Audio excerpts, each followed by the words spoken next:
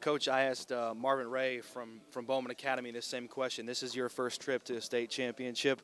What's the buzz like back home, and what's the excitement level? Well, I mean, for us, we won our first regional, a couple weeks ago, and that really kind of fed into to the semi-state environment. Our crowd was phenomenal last week at Lafayette, Jeff, and obviously having all the excitement of that victory last week is just kind of already in the last couple days, and we're just getting started with the week, kind of just springboarded, our community, and a lot of text messages and voicemails, and a lot of people just really excited back at Wheeler to have this opportunity.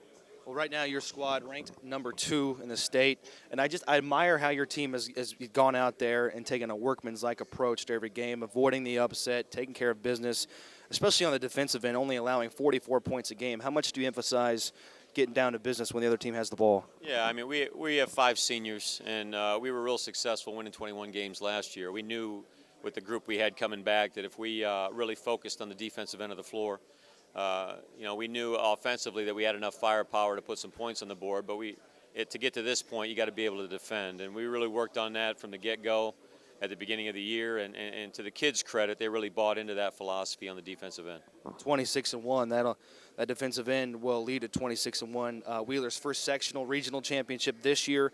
How much is that due to the leadership of those seniors? Well, no question. I mean, Andrew Rudakis was on our first sectional championship team in '07. He started. I mean, he was a role player, but, he was a big part, obviously, of getting that started, winning that first one. And that's kind of just springboarded us, from that point on. We won it last year, the sectional.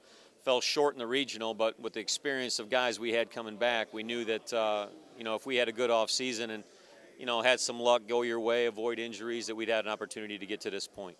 Park Tudor, very dangerous team. They played a very difficult schedule in the Indianapolis area. Obviously, you know about Yogi Farrell.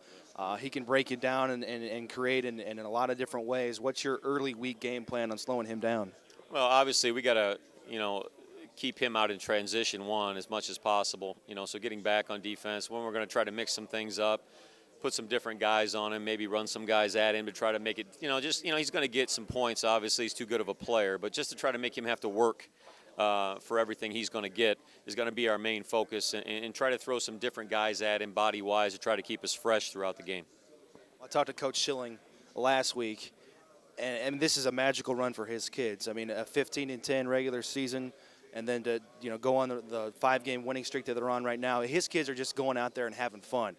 With this being your first trip to the state championship, will you try to emphasize to your kids, soak up the moment, because this is really a rare opportunity in life? Yeah, we do. We try to, and any coaches you talk to that have been here will tell you the same thing. Obviously you want to try to get yourself prepared, and you're going to do that, and you're going to work hard, but at the same time you need to try to take it all in, because a lot of coaches that are really good coaches, sometimes go through a career and don't get the opportunity to be here. And that's what we try to say to the kids. I mean, there's a lot of kids that are really good players that don't get necessarily the opportunity to be playing in this game. So we try to tell the kids to obviously, work hard, but also enjoy the week. Thanks so much, Coach.